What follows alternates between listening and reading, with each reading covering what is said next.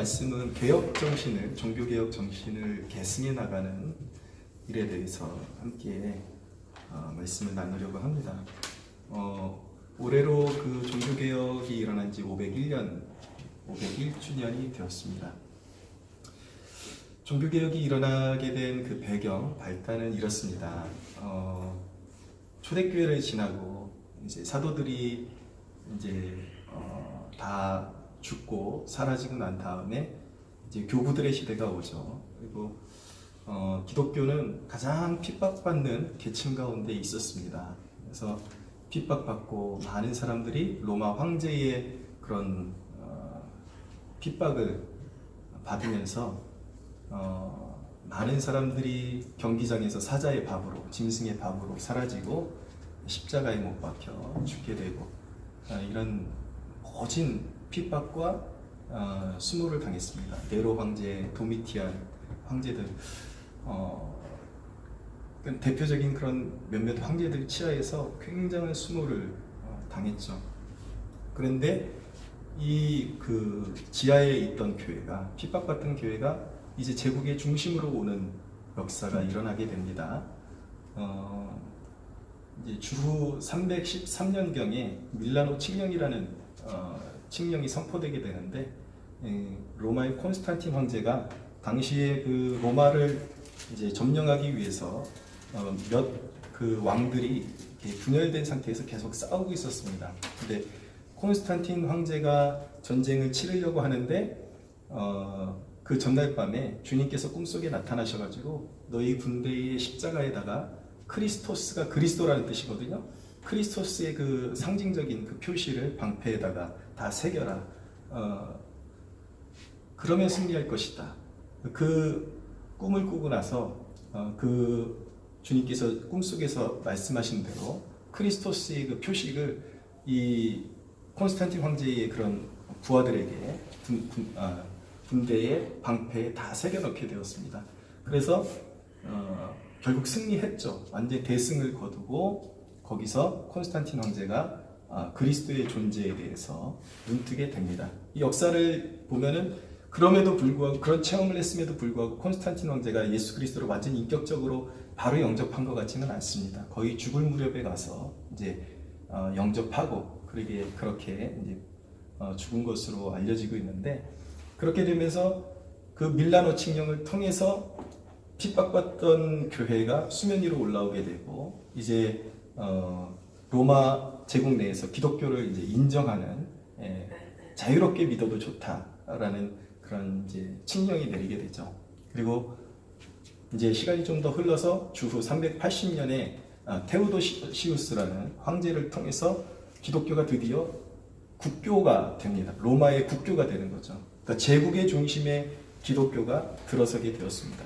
완전히 핍박받는 그런 존재에서 이제 완전히 그 상위계층으로 기독교가 올라오게 된 것이죠.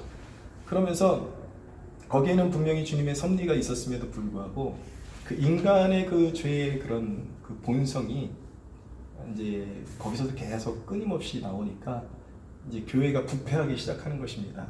제국의 중심에 오니까 정치와 기독교가 결탁을 하게 되고, 이 예배 의식에 있어서 이방 종교와 기독교가 이제 그 어떤 의식에 있어서 혼합이 돼버리는, 그러면서 이제 캐톨릭 교회가 점점 썩어가는 그런 지경이 되게 된 것입니다.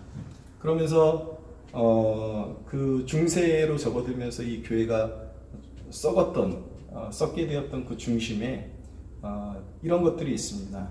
교황지상주의, 그러니까 베드로를 승리하는 교황이 모든 교회의 총 수장이다, 주권자다. 그러면서 뭐 거기까지는 그럴싸한 것 같은데, 문제는 뭐냐면 성경을 해석할 수 있는 유일한 권위가 교황에게 있고, 오히려 성경보다도 교황의 말이 더 권위가 있다라는, 거기까지 나가게 됩니다.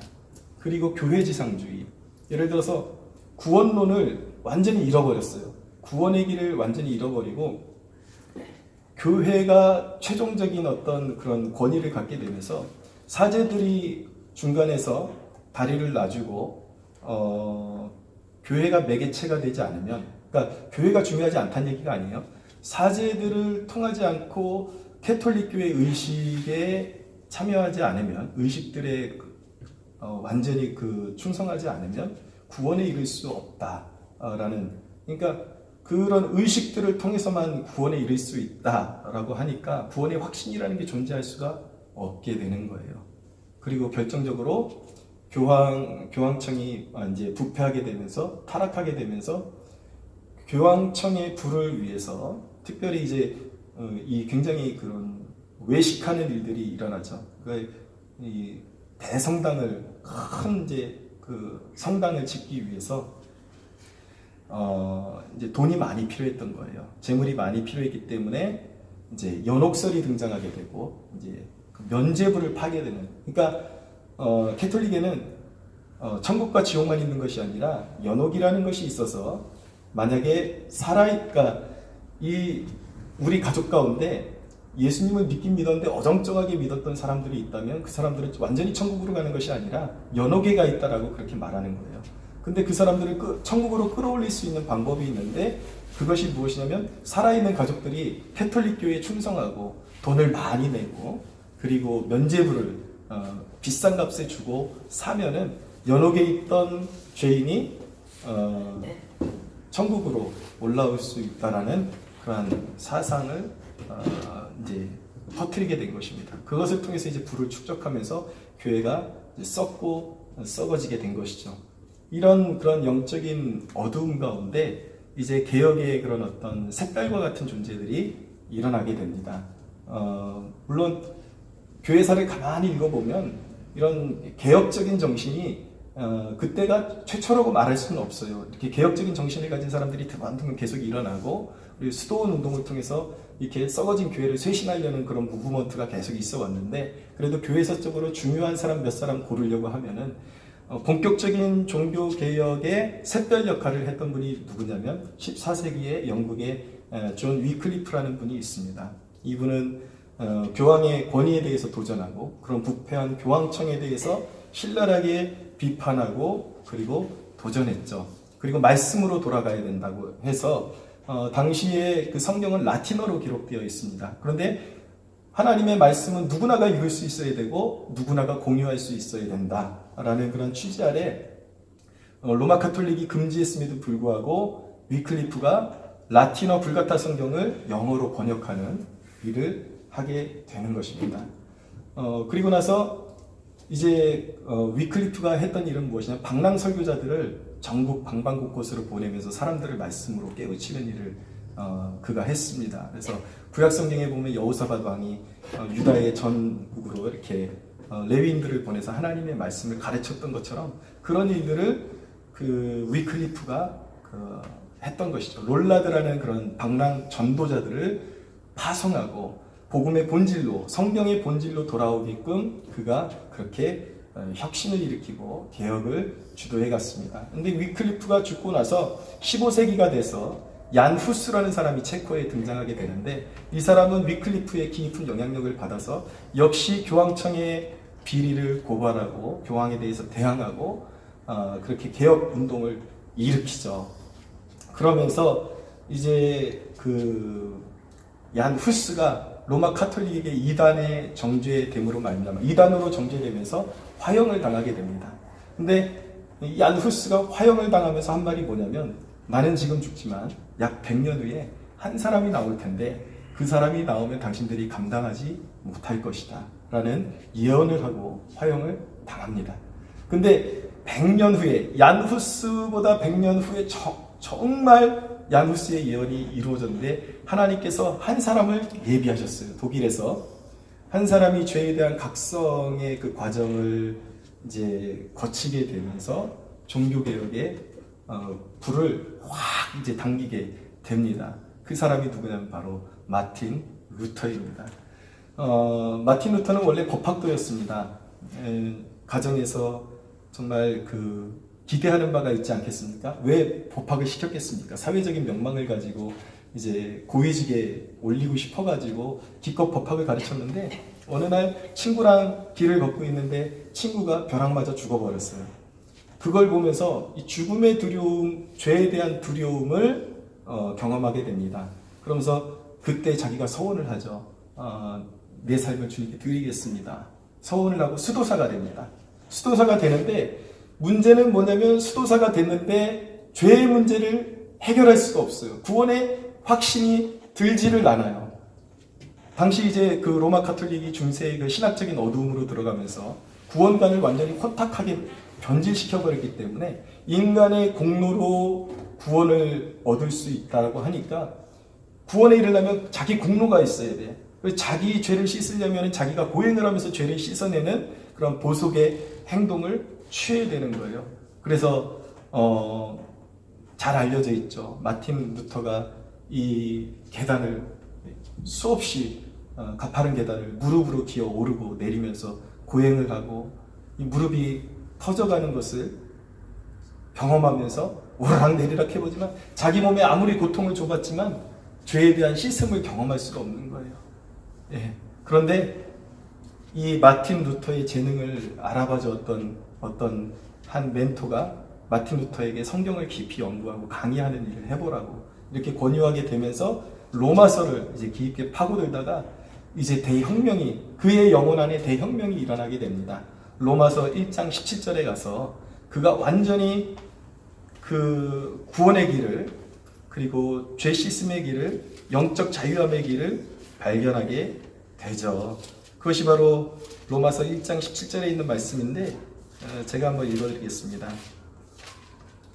로마서 1장 17절에 복음에는 하나님의 의가 나타나서 믿음으로 믿음에 이르게 하나니 기록된 바 오직 의인은 믿음으로 말미암아 살리라 함과 같으니라. 할렐루야. 예, 오직 믿음으로. 인간의 공로가 아니구나. 인간의 존재는 영적으로 부패할 대로 부패했고 인간의 선행으로 0.0001%도 인간의 선행으로 하나님께 다가설 수가 없구나 라는 것을 깨닫고 오직 그리스도께서 십자가에서 이루신 그 보혈의 은혜로 죽으시고 부활하신 예수 그리스도의 은혜로 말미암아 그분을 믿는 믿음으로 말미암아 그분이 내 죄를 사했다. 할렐루야. 그 믿음으로 말미암아 구원에 이른다라는 것을 루터가 깨닫게 되고 오직 믿음으로 이제 교리를 주창하게 된 것입니다. 그러면서 이제 영적으로 눈뜨게 되면서 로마 카톨릭의 이 중세의 어두움에 대해서 눈뜨게 되고 이제 그 로마 카톨릭에 대항하는 일들을 하게 됩니다. 그래서 1517년도 10월 31일 불과 며칠 전이죠. 그때가 이제 501주년이 되는 날인데 비텐베르크 성의 교회의 그 교회의 문에 95개의 반박문으로 알려진 95개 조항을 이제 못 박아서 걸어놓습니다. 그것이 기폭제가 돼서 종교개혁이 이제 일어나게 되는 것이죠.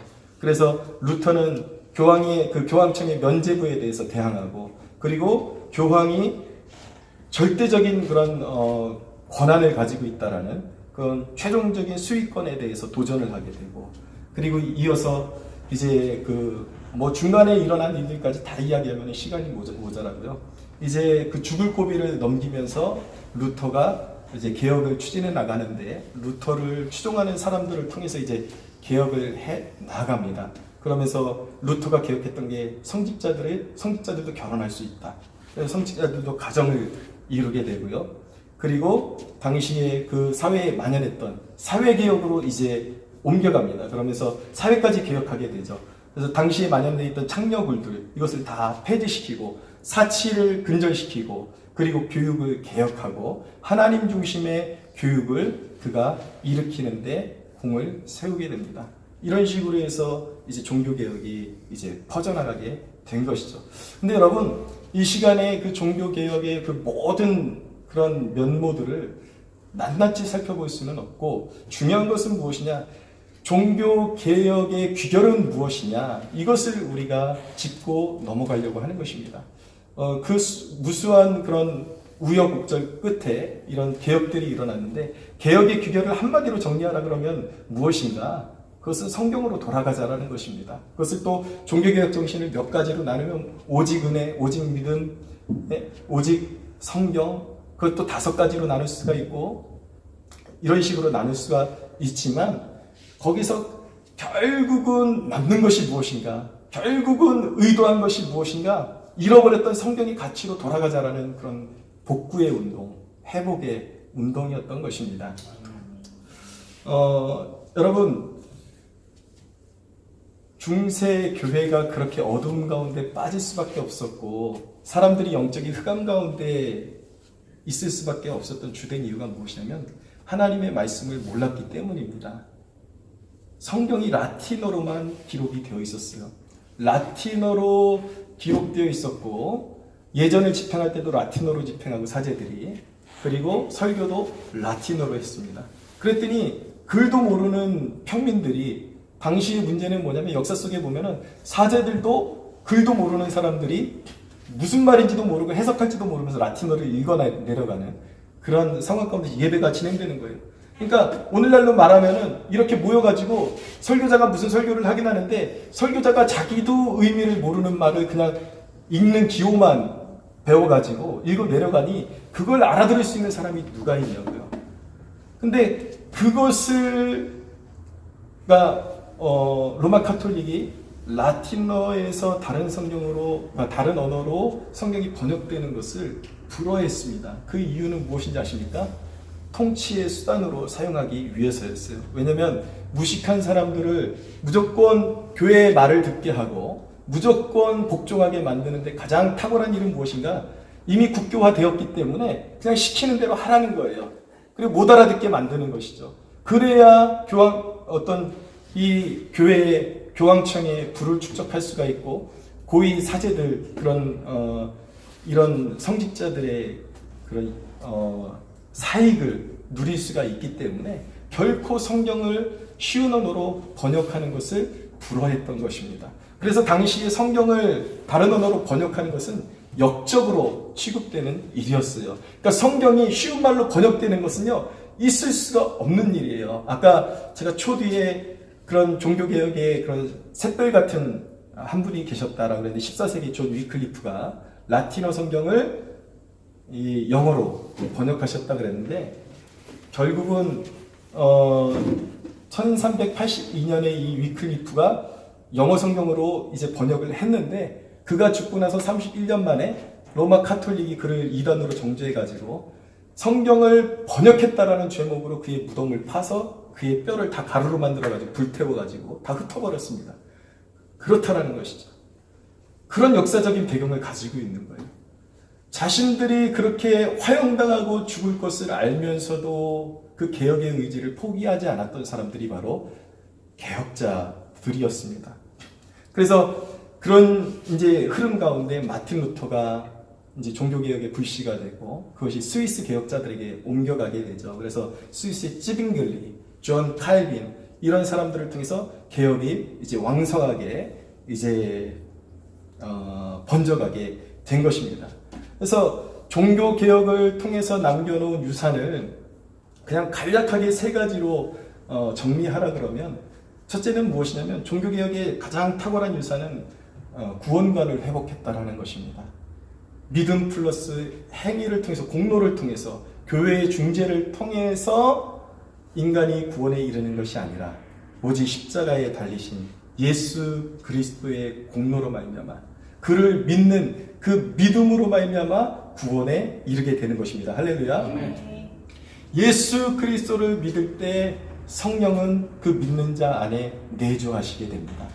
그 내주하시는 성령께서는 한 번 사로잡은 영혼을 결코 떠나지 않으십니다. 할렐루야. 아버지께서 내게 주신 양을 결코 잃어버리지 아니할 것이라고 예수님께서 말씀하고 있는 것입니다. 그러므로 구원이 취소될 수 있다는 사람들은 성경의 원리도 알지 못하는 사람들이고 종교개혁자들이 이루어놓은 일이 뭔지도 모르는 것이고 당시에 로마 카톨릭이 구원의 확신을 끊어버렸던, 갖지 못하게 만들었던 이유는 무엇이냐면 교회에 복종하게 만들기 위해서, 철저하게 영혼을 사로잡고 노예처럼 만들기 위해서 그런 교리를 주장했던 거예요. 그런데 오늘날 그와 비슷한 교리를 주장하는 사람들이 있다는 것은요, 그것은 영적인 무지에서 헤어나오지 못하는 것입니다.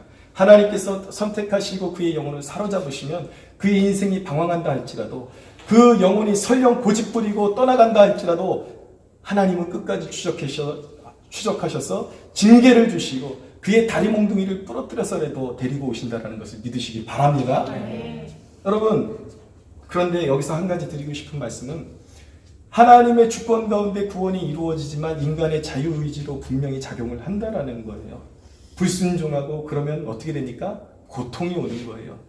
하나님이 우리의 삶 가운데 원하시는 것은 온전한 구원이 이루어지기를 원하는 것입니다.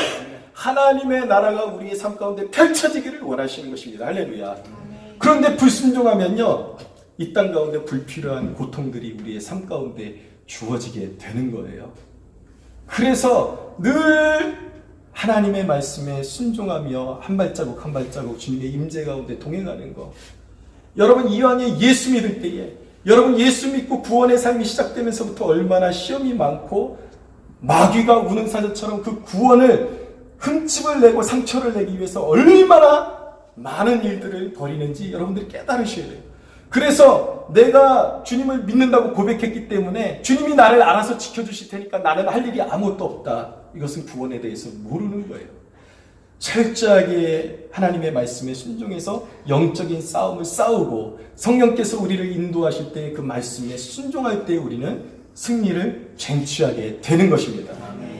여러분, 온전한 구원의 기쁨을 누리십시오. 예수 믿고 나서 여전히 방황하고 자기 고집대로 살다가 인생에 상처받고 영혼만 간신히 구원 받을까 말까 아리까리한 구원 말고 오늘 죽어도 주님 품에 내가 안기리라는 그 확고한 믿음 가지고 그 구원의 확신 가운데 살아가는 축복이 있게 되기를 바랍니다.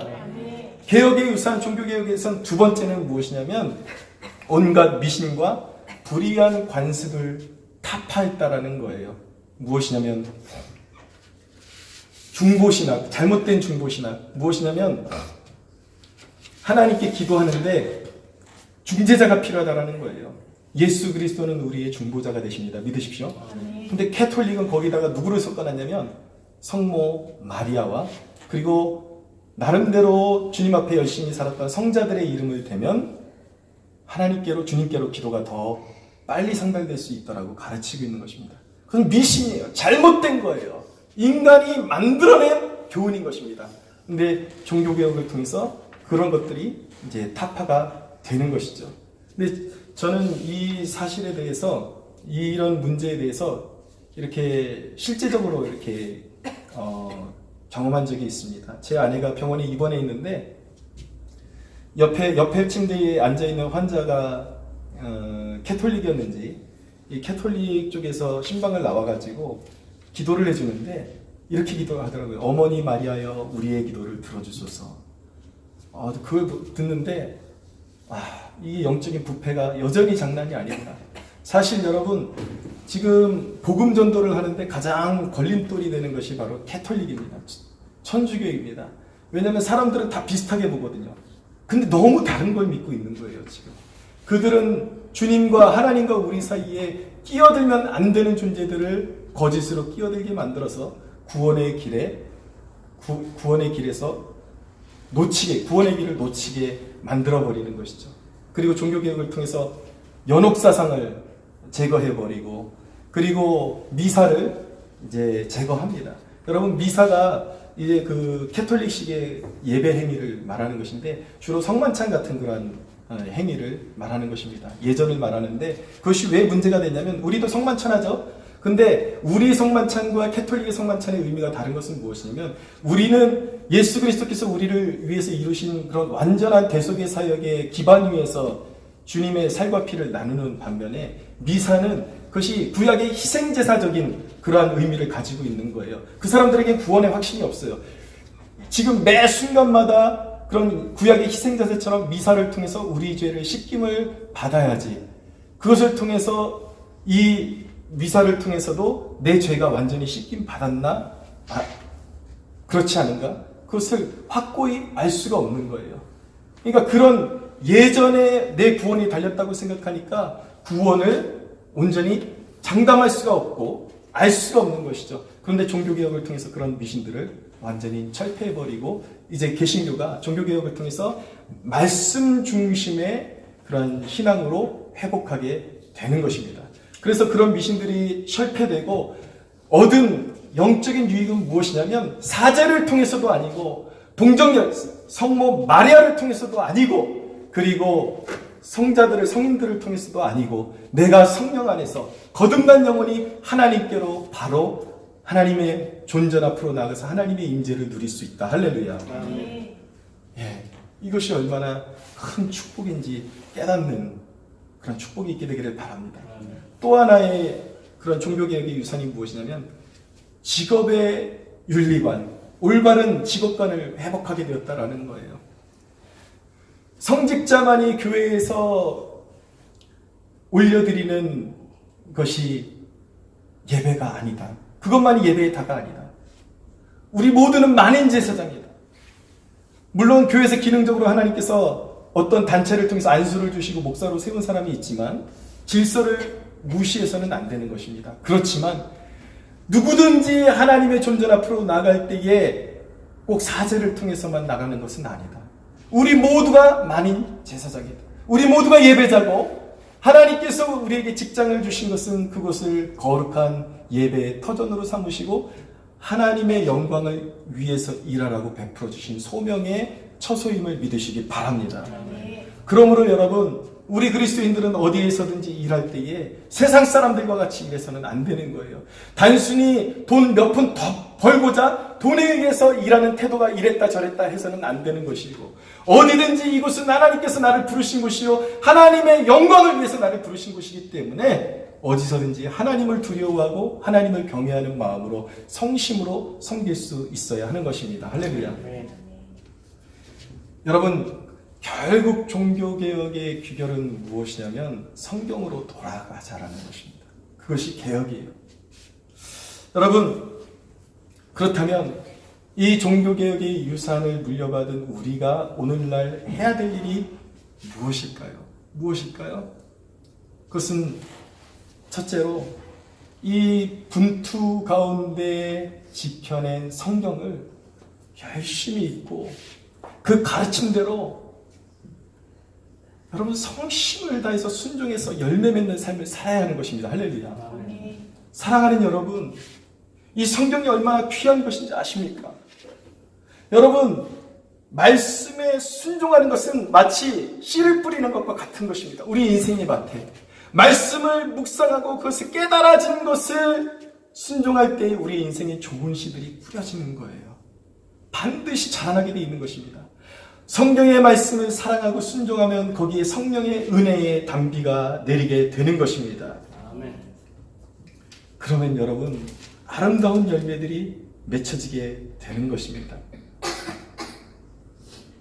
시편 19편 9절에서 11절 이렇게 말씀합니다.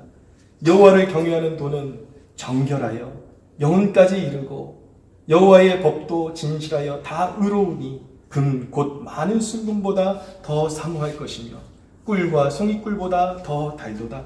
또 주의 종이 이것으로 경고를 받고 이것을 지킴으로 상이 크니이다. 할렐루야. 아멘. 말씀에 순종하면 반드시 삶의 역사가 일어나게 되어 있어요.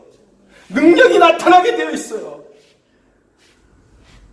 여러분, 제 예전에 제자가 저에게 그런 말을 한 적이 있습니다. 제가 과거에 그 위대한 신앙의 인물들에 대해서 소개를 해주면 야, 조지 밀러라는 분은 5만 번 기도 응답을 받았대. 우리도 그런 삶 살아야 되지 않겠니? 그러면 썩소를 입 한 꼬리가 쫙 올라가면서 썩소를 짓는 거예요. 그러면서 저한테 하는 말이 목사님 이제는 그런 말 식상해요. 그 호랑이 담배 피던 시절 같은 우리는 기도해도 그런 거 경험할 수 없어요. 전 그런 것보다 좀 실용적인 거, 이 시대에 좀 더 와닿는 그런 얘기 들었으면 좋겠어요. 여러분, 얼마나 이게 가슴이 아픈 이야기인 것입니까? 여러분, 조지 밀러의 하나님, 그 하나님은 아브라함과 이삭의 하나님이요. 그 하나님은 여전히 살아계셔서 여전히 건재하시며 기적을 말씀으로 세상을 창조하신 그 건재한 능력으로 오늘도 응답하시는 주님이심을 믿으시기 바랍니다. 아멘. 여러분, 예수 믿으면서 여러분들의 시간이 아깝지 않습니까? 여기 와서 기껏 말씀 듣고 나가서 말씀은 듣긴 듣는데 좋은 설교 들으려고 사람들이 수많은 교회들을 찾아서 헤매이는데 말씀을 듣겠다고 와서 결국은 그 말씀에 순종하지도 않을 것, 그것이 무슨 의미가 있는 것입니까? 말씀은 오로지 듣고 순종할 때만 의미가 있는 것입니다. 여러분, 제가 설교할 때 궁금하지 않으세요? 저게 정말 하나님의 말씀과 일치하는 것일까 궁금하지 않으세요? 좀 의심을 가지세요. 의심이 너무 없는 것도 탈이에요. 정말 관심을 가지란 말이에요. 이 목사가 정말 제대로 설교하고 있는지 성경을 읽고, 여러분, 제가 피를 토하듯이 설교하는 것이 여러분들이 성경에서 발견한 그 진리와 부합하다면 순종하십시오. 할렐루야. 거기서 능력이 나타나는 거예요. 시간을 허비하지 마십시오. 여러분들의 인생을 허비하지 마십시오. 순종하면 능력이 나타나는 것입니다. 저는 우리 교회에 필요한 것이 이 개혁이라고 생각합니다. 이 말씀을 묵상하면서 우리에게 필요한 것을 제가 묵상하면서, 우리 그루터기 교회, 우리 영혼의 새마을운동이 필요하겠구나 라는 생각을 하게 되었습니다. 개혁이 일어나야 돼요. 여러분들이 과거의 개혁이란 무엇입니까? 잘못된 것들은 다 덜어내야 돼요. 여러분, 건물을 리모델링 하려면요, 안에 어정쩡한 것들을 남겨두어서는 안 돼요. 옛날 것들은 다 덜어내야 돼요. 싹 덜어내야 돼요. 기초를 세우고 뼈대를 세우고 그렇게 가야 하는 것입니다. 무엇으로 기초를 삼아야 하는 것입니까? 이전에 여러분들이 가지고 있던 습관들, 여러분들의 고집, 관념, 이런 모든 것들을 말씀 앞에 내려놓고, 뭘 해도 여러분들이 말씀을 통해서 여러분들의 행위가 흘러나게끔, 여러분들이 무언가를 선택하고 행동을 할 때에 말씀의 은혜의 강물이 흘러나게끔, 말씀에 젖어서 여러분들의 선택과 행동이 흘러나가게끔 그렇게 해야 하는 것입니다. 할렐루야. 예수님이 왜 이 땅에 오셨습니까? 예수님이 왜 자신을 십자가에 내어주셨습니까? 임마누엘, 우리와 함께 하시기 위해서요. 그리스도를 영접하면 이 말씀을 통해서 그리스도의 말씀이 우리 내면에 심겨지게 되고 역사하게 되고, 우리 내면에 성령을 통해서 그리스도의 말씀이 우리 안에서 울려 퍼지고 우리 안에서 음성으로 들려오게 되는 것입니다. 믿으십시오. 아멘. 그것을 위해서 길 잃고 방황하는 영혼들에게, 우리에게 영원히 길을 잃어버리고 멸망할 수밖에 없는 우리가 불쌍해서 긍휼히 여기시는 마음으로 하늘의 보좌를 박차시고 이 땅에 오셨어요. 왜 그 희생을 치르셨냐고요? 이 말씀을 주시기 위해서, 이 말씀 안에서 함께 거하시기 위해서, 그래서 오신 것입니다. 여러분, 이 성경을 쉽게 보지 마십시오. 아무것도 아닌 것 같지만 이 성경을 우리에게 전해주기 위해서 얼마나 많은 사람들이 희생했습니까? 위클리프와 같은, 후스와 같은 사람들, 자기의 뼈가 파헤쳐지고 불태워지고 산채로 화형당하고, 1866년도에 영국의 토마스 선교사가 27살의 나이에 이 땅에 대동강에 도착해가지고 뭘 전해주고 죽었습니까? 우리에게 성경을 전해주고 싶어서, 그 살아계신 주님의 음성을 우리에게 전해주고 싶어서, 그래서 여기까지 건너왔단 말이에요.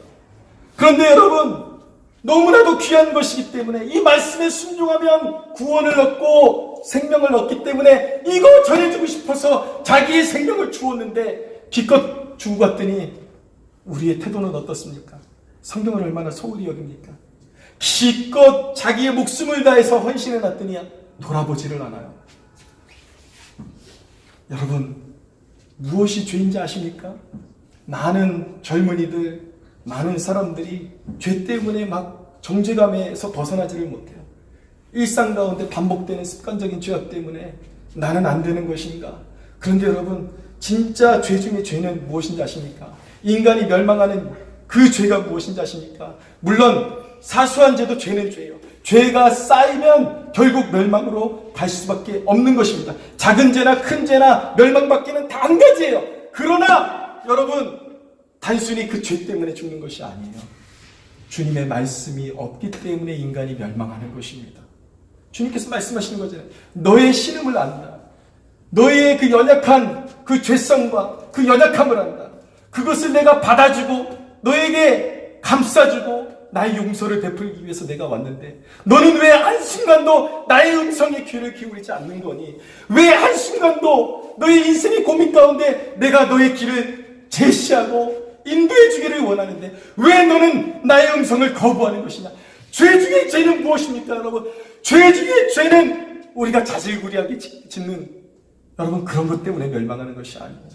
주님의 음성을 무시하기 때문에 인간이 멸망하는 것입니다. 사랑하는 여러분, 여러분들이 제일 고통스러워해야 되는 죄는 무엇이냐면요, 일상에서 소소하게 짓는 죄들, 이거 다 회개해야 되는 거예요. 그러나 아무리 우리의 죄의 무게가 크다 할지라도 주님께 우리의 죄를 토설하고 주님의 긍휼하심 가운데 거하면 우리는 죄 씻음 받고 영생의 길로 인도함을 받게 되는 것입니다. 아멘. 그 구원의 길로 걸어가십시오. 여러분들의 인생 개혁이 일어나야 돼요. 다 파헤치고 시간 아깝지 않으세요? 여러분들의 인생에